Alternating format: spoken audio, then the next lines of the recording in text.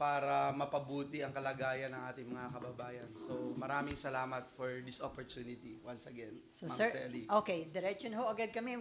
Dito muna sa mga issues sa POGO. Nag-file ho kayo ng proposed Anti-POGO Act. Why, sir? Yung bang order ni Presidente to ban POGO is not enough? Ano ho yung mga concerns ninyo? Bakit nag-file pa kayo ng bill na ito? Una po, yun ay tugon sa nais ng ating Pangulo. Pangalawa,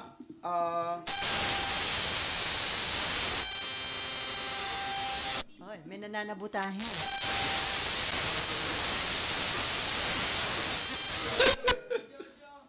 okay. Ulitin ko po. Una, ito po ay response natin sa nais ng Pangulo na i-total ban ang POGO. Ikalawa, ang POGO ban should go beyond the present administration. Gusto nating mawala totally ang bakas ng POGO sa ating lipunan dahil gusto nating ipakita sa buong mundo na natuto na po tayo. And again, if you look at the costs, far outweighs the benefits of having POGO in our country, a whopping 99.52 billion pesos. Net po ito ha. Net to. Ibig sabihin, ang nawawala po sa atin ay 265.74 billion. Ito po yung sinasabi ng mga economic managers. Ang binabayad lang po nila o ang nakukuha natin, total, ay 166 billion. So ang net dito, we are losing annually 99.52 billion. So ito yung nais po natin, no? Matuldukan na ng gusto ito at mabigyan ng kaparusahan yung gagawa ng kalokohan dahil meron pong nagsabi sa atin nun na pagka pinagbawal yan, lalong mag-underground. Pero the more that we will be able to track and easily make sure that our police force, the authorities, are very much aware of the fact na ito ay illegal at ito ay ban na. So, Parang may nangyayari sa likod na hindi natin. Parang lahat kayo naggaganon eh. So ulitin ko ulit lahat. Walang audio dyan? Hindi kasi nagkakagulo sila habang nagsasalita. Parang, Okay. So, Kailangan ko from po ba the top ulitin? or okay na yung kanina? gusto mo from the top, lalabas ulit ako. Tapos mapasok ako. Hindi, biro lang. So, sir, yung kanina. Sir, pakiulit. Which one do you want Yung to? medyo huli na, no? Na, oo. Yung? Yung intention Oh. ng inyong proposed bill. Other than the fact that we are responding to the call of the President to ban POGO, we wanted to make sure that POGO ban should go beyond the present administration. Napakahalaga na matanggal natin yung lahat ng bakas ng POGO dito sa ating bayan dahil alam natin na walang matino o walang advantage na idinulot ito sa ating bayan. So, sir, under your proposed bill, assurance ba ito na hindi ito mapapaikutan ng mga POGO operator na makapag-operate pa rin sila under new name and under new strategy? Tama po kayo kasi napakahalaga na klaro sa ating kapulisan, sa authorities na ito ay illegal, ito ay ban na. Kaya mas madali nilang mache-check kung ito ay sumasaklaw doon sa definition ng POGO, online gaming o IGL man ito na itatawag, dapat itong iban. At bigyan natin ng kaparusahan. Meron po tayong ipinapanukala na 12 to 20 years of imprisonment. Tanungin tayo, bakit ba medyo extreme yata yung 12 to 20 years? Nakita na po natin sa ating pagdinig dito na ang POGO ay may kaakibat na human trafficking, na torture, kidnapping, na ang parusa nga po dyan ay umaabot sa habang buhay na pagkakakulong. So, yung 12 to 20 years, marapat lamang.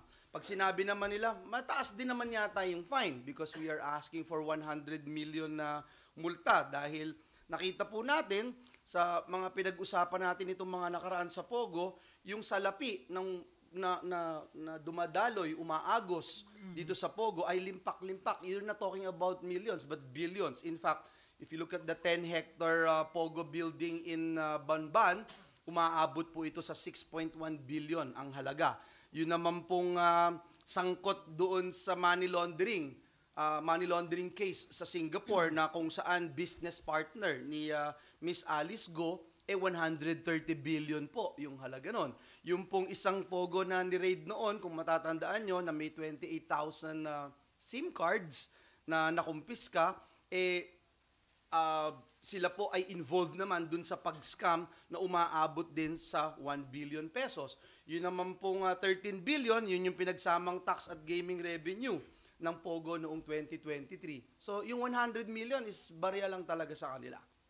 So hindi ito makaka-apekto sa economy natin, sir? Oh, definitely not. No? In fact, the economic managers have been talking about it, and as I mentioned earlier, 166 billion nga yung nakolekta, but the economic managers were saying na ang economic costs nito, ang economic cost ng Pogo sa ating bansa ay umaabot na sa 265.74 billion pesos.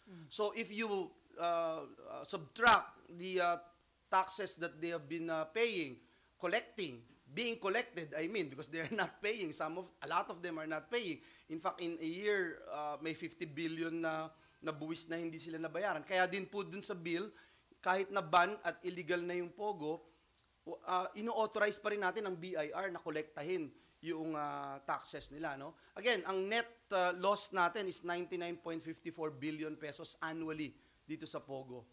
At marami pong bagay na hindi kayang sukatin na dala ng Pogo na hindi papasok dyan sa mga numero na yan. Sir, under your proposed bill, naka-incorporate lang po yun yung pag-repeal sa batas tungkol dun sa pagbubuwis sa Pogo? Opo, pag-repeal po ito nung panukala na ipinasa itong RA 11590. And again, despite the fact that we are going to repeal this, it doesn't stop our authorities, especially the Bureau of Internal Revenues, na singilin po yung lahat ng pagkakautang ng buwis ng mga Pogo dahil ito ay due na. Sir, aside dun sa mga Pogo workers na maaaring ma-displace, dapat din bang tulungan ng gobyerno yung mga nagpaparenta ng mga establishment na ang taas ng upa nila na pwede din mawalan din sila ngayon ng kita? Definitely, Shelly. In fact, I distinctly recall na tayo rin yung magkakausap when I made mention about the economic bubble, no, na real estate bubble na nangyari, no, nitong mga nakaraan. Yung mga kababayan natin na hindi na makabili ng unit ng kondo dahil sumosobrang taas na ng presyo. And para sa atin, importante na matulungan ito ng pamahalaan. Yung tupad, kaya nandyan. Yung AIX, kaya nandyan. Yung pong panukala natin ay may layunin din na magkaroon ng malinaw na patakaran para ipatupad yung pong tinatawag na Workers Transition Program para po tulungan ng TESDA, ng DOLE, ng DICT. Yung huling pag-uusap po natin sa kanila kay Secretary Laguesma, inaalam na po nila yung profile ng ating mga kababayan na maaapektuhan dito. Nauna na nga po ang DOLE dyan, pati yung DSWD, nagpahayag na din po sila na handa na sila na tulungan itong ating mga kababayan na magkakaroon ng effect itong pag-ban ng Pogo. And then, nandun din po ba sa batas yung mga dapat managwat dito sa... Well, if it is illegal, then it will mai-implement na po itong panukalang batas na ito, magiging ganap na batas na. Meron po tayong 30 days. 30 days po yung ating ibinigay na transition para po may klarong punto ng transition at ang mga hindi po makakasunod dito ay mapaparusahan. So may retroactive effect po yan? Makasasaklaw ba yan sina Mayor Alice Go na lumilitaw na involved dito ho sa illegal Pogo operation? Una, gusto kong sabihin, even without this law, they are already liable, no, to so many laws that they violated. But this one would definitely put a period, pagtanggal ng anumang bakas ng Pogo na maaari ho kasing buhayin ng susunod na administrasyon yan. Imagine kung yung mga local government units, yung narinig natin sa national level, nakasangkot dito, baka sa susunod na eleksyon, majority na ng member ng Senado, ano na po ng Pogo, no? Backed up by Pogo. So, yan po, nakita nyo naman kung gaano katagal makakuha ng signature nun, di ba? So sir, before Mean, so maganda ba yung timing na naging utos ni Presidente na by the end of the year, wala na yung Pogo dahil may iwasan na magamit yung Pogo money sa election? Definitely po. At yan yung ating, kasi magaling ho silang magtago. Can you imagine, nakapag-produce sila ng isang local chief executive. Hindi nga po natin alam kung ilan o dahil ako, hindi ako masusurprise kung meron na rin po o baka madami-dami na rin ang nasa posisyon ngayon o nasa executive man o nasa legislative or will not even be surprised pati sa judiciary, no? Kaya ito yung dahilan kung bakit we are very passionate about this, that we need a law na magtutuldok at tatanggal sa anumang bakas ng Pogo sa ating lipunan. Okay, Mean. Sir, what we have right now kasi diba, yung law na meron tayo is about taxation lang. Yes. And what we have also is directive from the President. So the bill that you are pushing for, sir, is really, paano siya, sir? Sabi niyo hanggang sa mga susunod na administration, di na makakapasok yung Pogo. So totally, it spells out na bawal yung Pogo. Yes, definitely. Bawal talaga siya at naging batas na siya. Tuldok na talaga ito at yun yung talagang main goal natin, no? Hindi lang short-term goal kundi long-term, na even the next administration will no longer entertain the idea of inviting Pogo back in our country. Sir, isa na lang. Yung 12 to 20 years, tsaka 100 million po na, na parang babayaran, that is for those who will create Pogo inside the country. Sila po yung mapaparusahan na mahuhuli, yung pong mga operators ng Pogo na ito. And again, I made mention kung bakit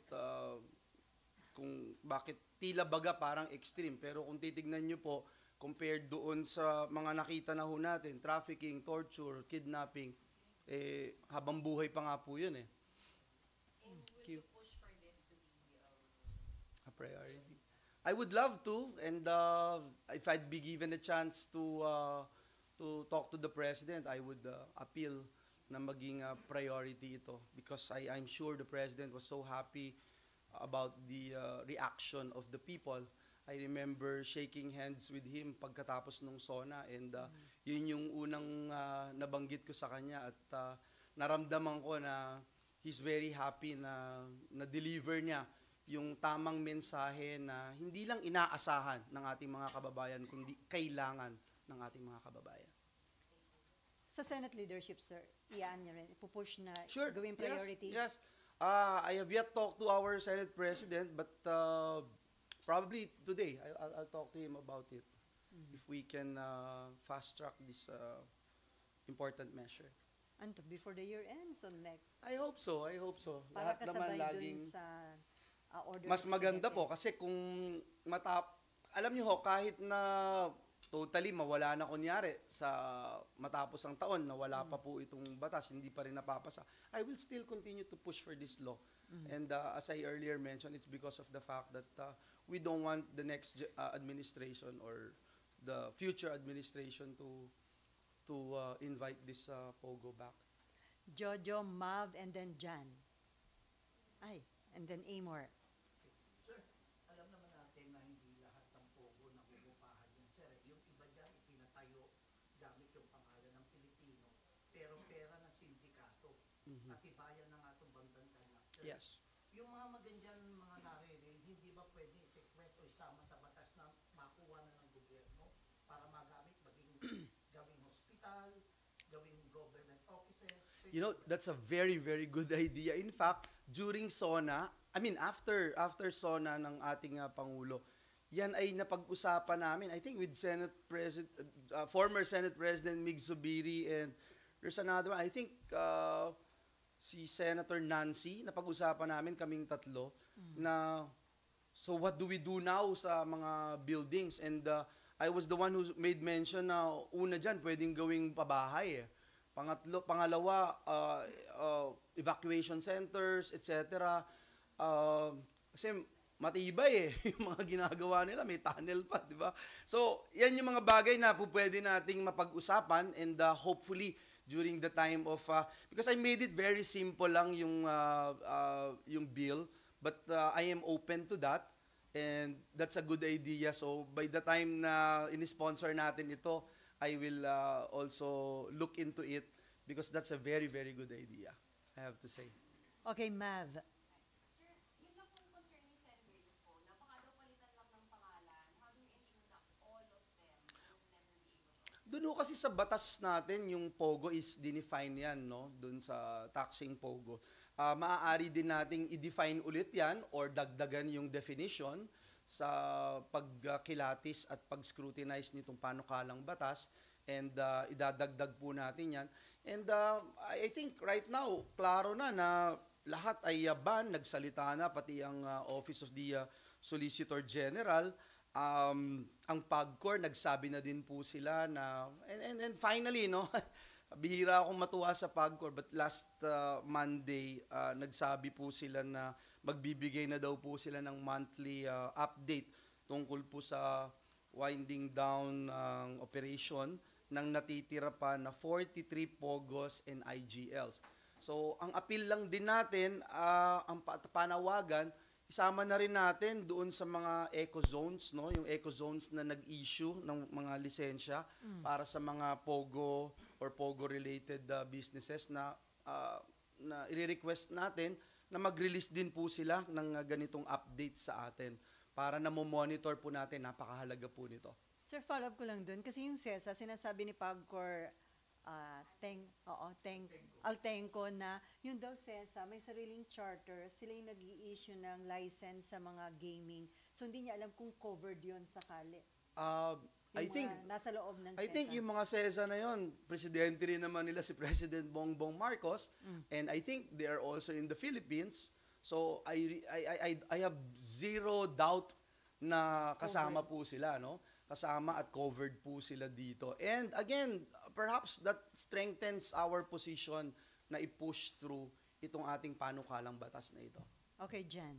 Sir, dun sa panukala nyo, kasama na po ba dun na pwedeng papanagutin yung mga local chief executives tulad po dito sa Banban, sa PORAC, na meron naman pala silang authority na pasukin kung akala nila may legal, and yet wala pong ginawang action?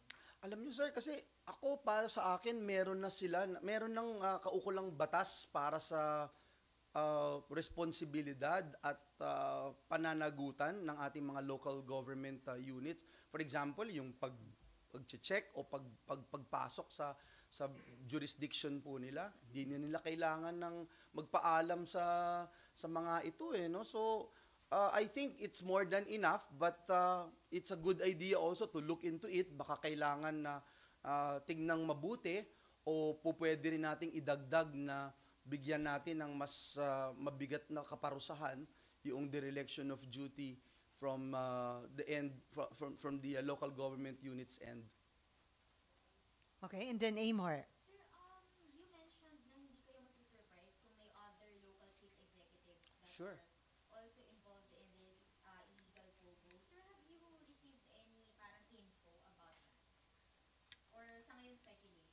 May mga raw information, may mga nagsusumbong po through Facebook, for instance. I encountered at least mga 3 or 4 na local executives na hindi po naririnig natin na gusto nilang paimbestigan. So we just forwarded their complaint. Raw pa ho hindi pa ganun hindi siya verified. And I think klaro, I mean with the amount of money that's flowing from this operation, lobbyists coming from chief executives from local government units, I'm almost sure na meron po, no? even in the legislature, even in the judiciary. Sir, sa Bulacan wala.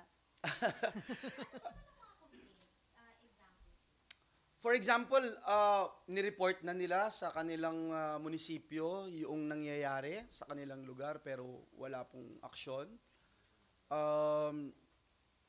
May mga nakatambay, for example, sa isang probinsya na 30 hanggang 40 na mga Chinese individuals na mukhang hindi legal at hindi rin sure yung nagko-complain kung na may pangamba sila.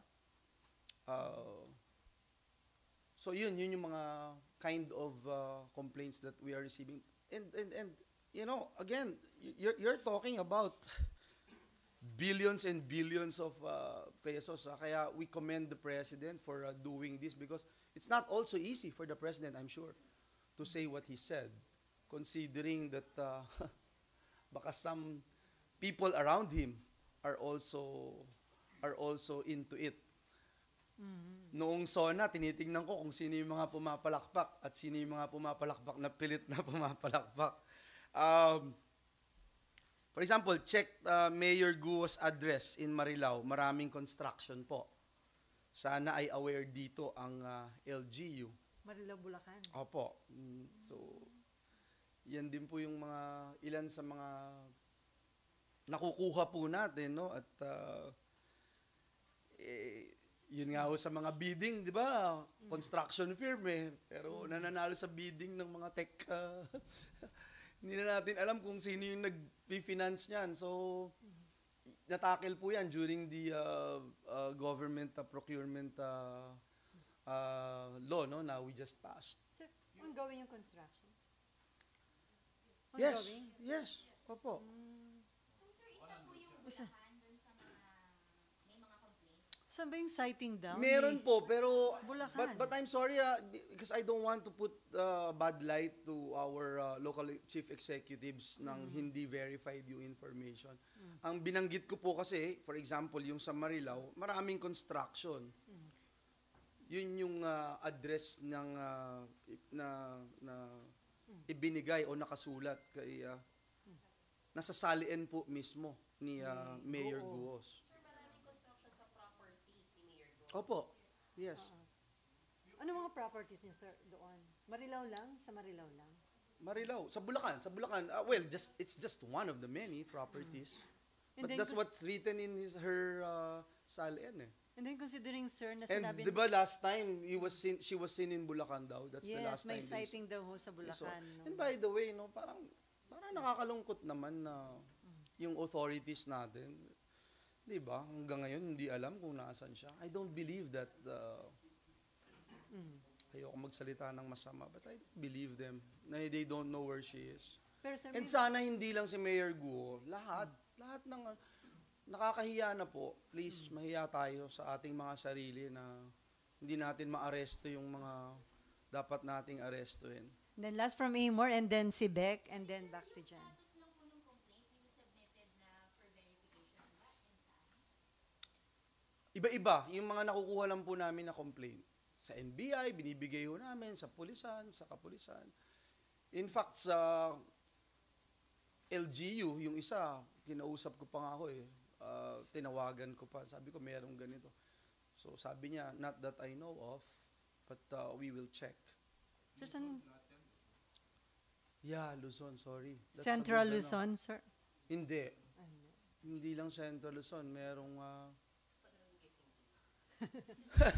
4A NCR and Central Luzon. Yung mga nakuha ko po, again, I don't want to dwell on this information kasi nga po hindi po verified. Verified. Oh. But I will not be surprised, and I'm actually saying this, yung gut feel ko, na meron na talaga. Marami ng influence ang Pogo.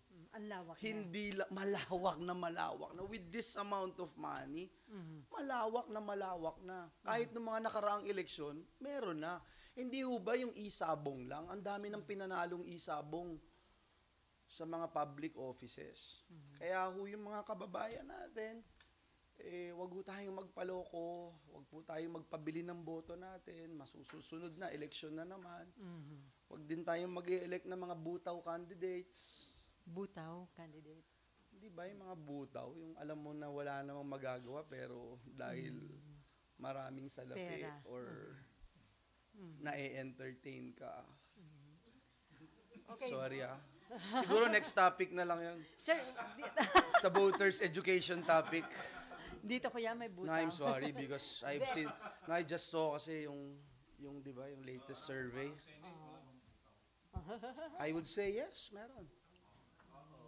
Bakit? Oh. Name names? No, I was just saying, I saw the latest survey, di ba? Parang ang dami na alam mong walang magagawa, di ba? Tapos sila yung nasa, Napasok. pasok.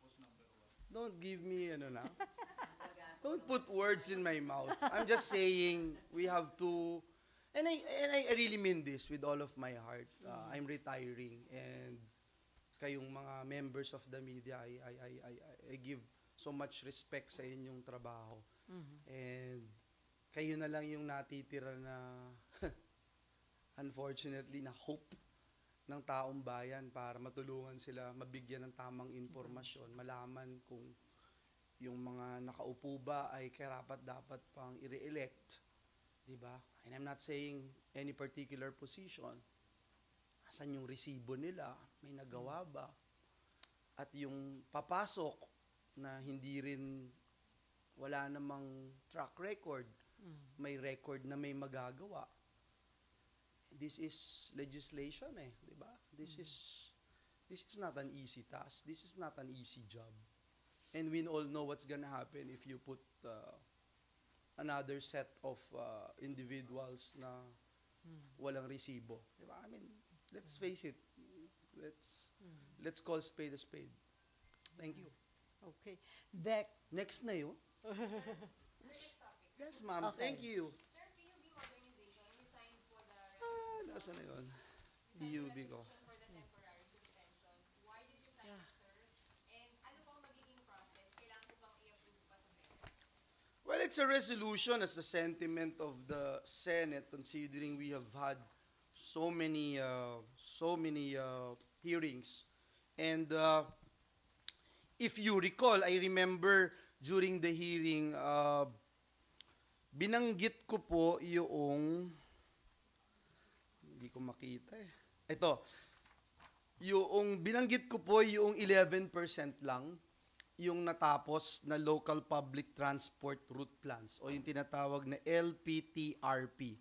Ano po ba yung LPTRP o local public transport route plans? Ito po yung nagdidetalye ng ruta ng isang lugar, yung mode, and yung required number of public utility vehicles per mode for delivering yung pong pangangailangan for land transportation service. So 11% lang po nun. And yung latest, whether you will believe them or not, but they already admitted, the transportation officials admitted that right now, from 11% daw, 64% na. 64% ang na-consolidate nila. So, ibig sabihin, yung 6,090 ang na-deliver nila out of 9,522 na dapat nilang ma-deliver, which means over 3,000 routes remain consolidated, still a significant number. Ang hirap naman po nito, di ba? Hindi ba dapat ito yung mauna? So that's very telling. That's number one. Number two, mismong land bank officials, mismong DBP officials, mismong sila nagsabi na yung amount na, yung amount, 2 million, na cost na gusto mong i-push dito sa modernization, napakataas. Mismong sila, land bank, DBP, nag-state sila na it's too expensive for our PUV drivers. Magkano kinikita nila? Ang average, 650 pesos a day. That's absurd. Kaysa naman malubog sa utang, syempre, mapipilitan po yung mga kababayan natin na huminto na lang sa biyahe, kumonte yung babiyahe, mawawala ng trabaho, tataas na naman ng unemployment. Yung latest data ho natin, tumaas ang unemployment natin. Kahit bumaba yung underemployment ng 9.9%, tumaas po siya yung unemployment. So, ito ho, I give you an example. I'm not sure, but I think she's very vocal about this. Do you know our libero in UST Tigres, si Pepito? She's pretty famous in UAAP. Maraming kakilala. Yung father po niya, hihinto na. And in fact, she talked to me about it. I asked how we can help her father, but I assured her na I will continue to be the voice of these PUV drivers na maapektuhan dito. Kasi parang klaro na hindi pinag-aralang mabuti ito eh. Pagka sinabi mo PUV modernization, ano ba yung goal natin talaga dito? Parang ang lumalabas pagkakakitaan po eh. Para dun sa mga supply. Hindi ba na bibilin? Hindi pa handa yung LGU sa implementation. At kailangan po magkaroon ng LGUs ng approved route plans na isang mahalagang component dito sa PUV modernization. So, hindi ko alam, no? Basta ang sa akin po, as of April 2024, 11.05% pa lang ng LGUs have been approved. Yung route plans po nila, 11%. Yung binabanggit ko po na 64% ay consolidation po yun ng route plans. Ibig sabihin, di ba approved? So, klaro po, no? For me, that's a Okay, clear. follow up, Beck. Po. Sir, paano daw yung mga nag-consolidate na? Oo. Ay, yan ang isang malaking dapat pag-usapan natin dahil tinulak na sila dun sa komunay no? At I think at the end of the day, hindi question whether or not magmo-modernization tayo. But There is a need na talaga, sir. there is a need. There's a clear need for modernization. Pero ang problema lang dito is we have to do it the right way. Wala pang ruta, paano i-modernize? Wala pang, and at the same time, no, I have yet to see a plan na magiging madali para sa mga PUV drivers. Can you imagine yung mismong mga bangko na state-run banks na po ito, DBP and Land Bank? They were saying it's too expensive, it's too difficult. They are the ones saying this, bangko na to, hindi PUV drivers. Hindi yung mga nasa lansangan at kalye natin. So, that alone gives me the impression that they're not ready. Sir, too expensive and yet ang liit ng subsidy ng Exactly. government. Exactly. So, dapat taasan At yung dun sa subsidy na yun, sinong mauuna? Sino ipaprioritize? Palakasan ba yun? Boss, may naisip ko nga kayo na parang solusyon doon sa kabilang kampo kasi parang sinasabi na parang gusto nilang mag-strike naman. Kasi di ba, kung mapagbibigyan dito yung grupo nila Balbuena, paano naman yung grupo nila Prophet Martin, yung Magnificent Seven? Parang gusto rin din yata nito mag-strike. Ayan po yung isang dapat ay inuupuan ng pamahalaan at humahanap ng tamang solusyon na praktikal, maayos, at pinag-aralang mabuti. Hindi ho talaga kasi po pwede na yung bata nga po, kailangan ipaliwanag mong mabuti na kailangan niyang kumain at hindi siya po pwedeng hindi kakain eh. Hindi po pwede na yung bata na yun, kukuha ka ng kutsara, pupuntahan mo, tapos sasaksak mo yung kutsara sa bibig niya. Hindi ho eh. Hindi po ganun ang dapat na polisiya ng pamahalaan, lalo na sa pag-implement ng PUV modernization dahil stakeholders po sila eh. They have to see the beauty and the importance and the practicality and most of all, the benefits that they will be reaping if they actually cooperate in this PUV modernization. Sir, the mere fact na signed by 22 senators, so sure na po yung approval ng resolution nito It sa is, Plenary. it is definitely our position as an institution, and I'm glad that we had an overwhelming support here in the Senate. Kailan po ito sponsoran sa plenary, sir? I think today or tomorrow or Monday. Because it was just filed yesterday. I think yesterday lang ata ako nag-sign o nung Monday. Any related question no more? Other issue na tayo? Pwede tayo sa baha. Ay, Baka sir. bukas. According to Architect Palafox, after Sa baha na Undoy- tayo? Okay. Oo. According to Architect Palafox, after Undoy, di ba nagkaroon ng series of hearing, na-identified na lahat ng mga dapat gawin para maiwasan na yung pagbabaha.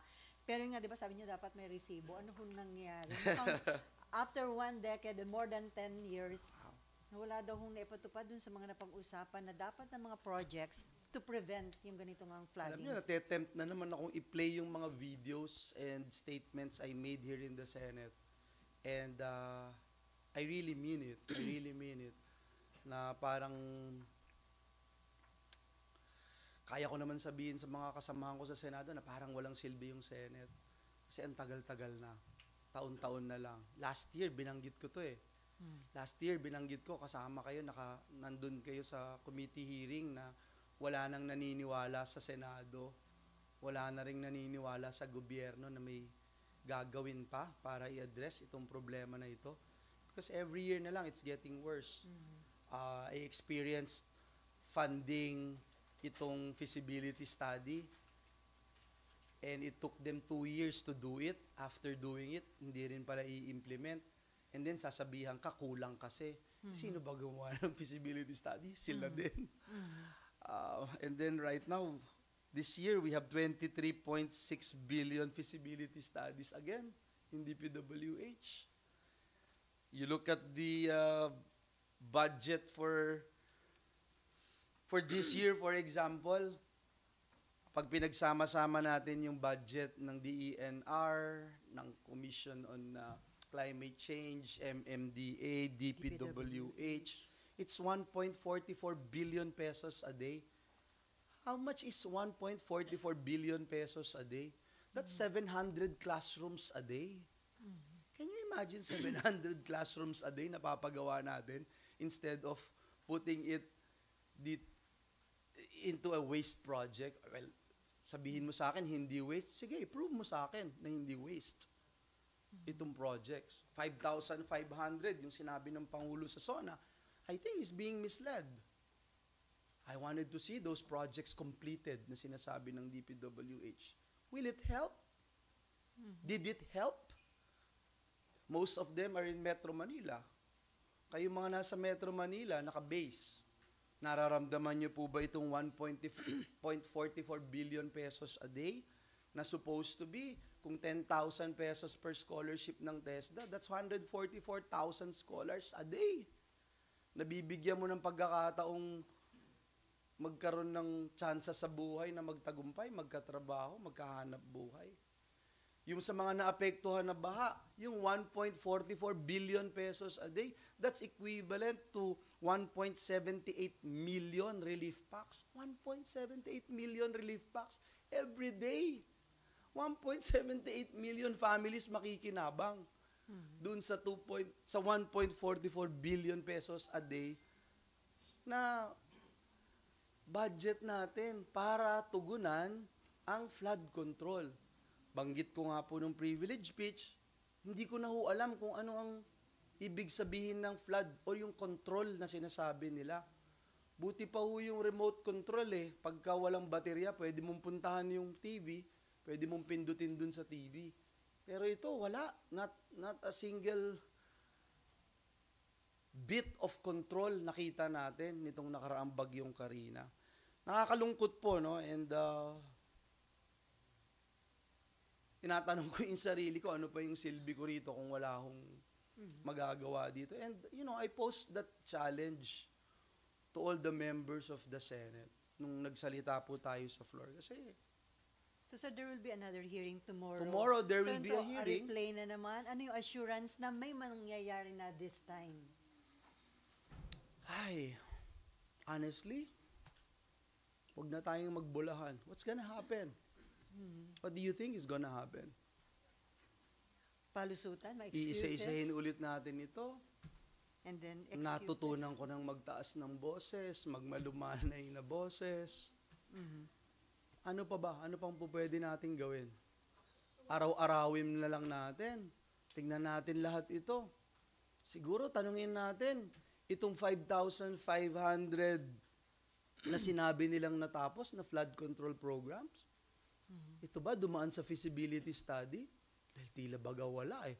So kung hindi rin dumaan, bakit pa kailangan itong 23.6 billion feasibility study?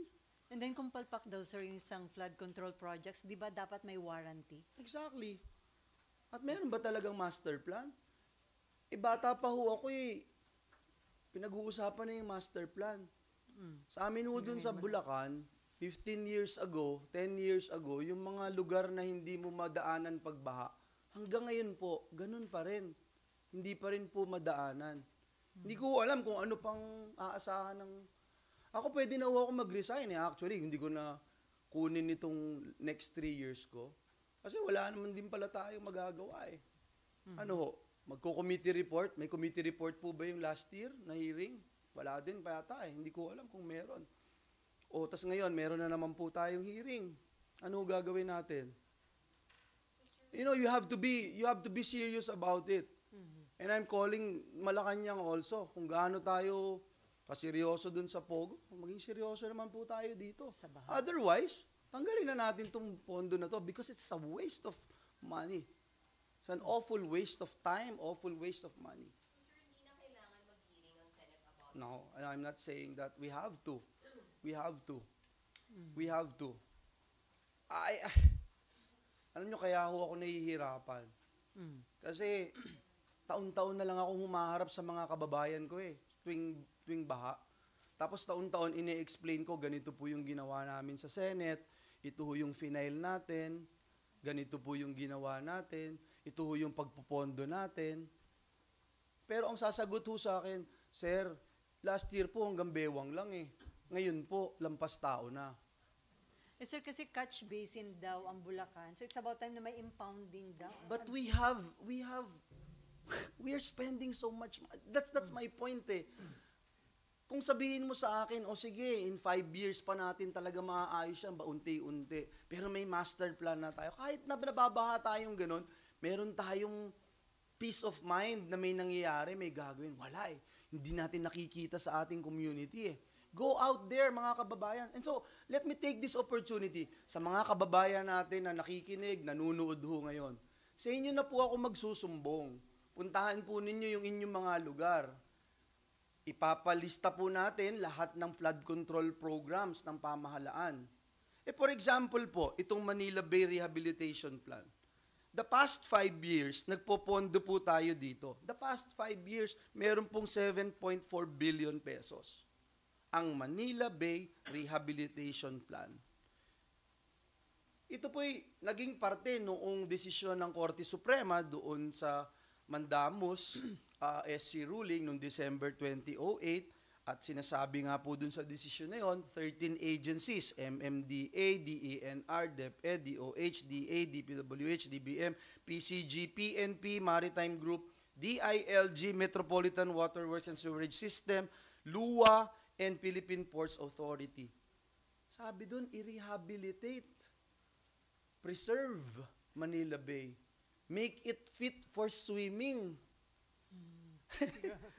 208 po ang ginastos doon lang po sa DENR na Manila Bay Rehabilitation Plan under DENR. 7.4 billion the past 5 years.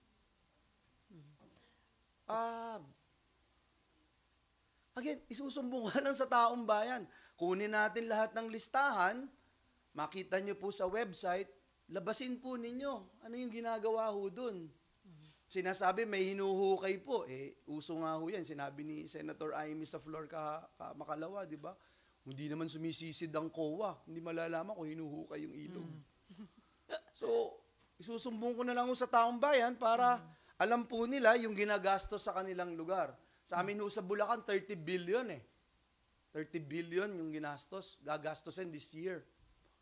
So, hindi ko ho alam kung bakit wala ho ni isang Bulakenyo na nakakatikim ng ginhawa dun sa ginagawa. Sabihin man nilang hindi tapos, wala pa ho.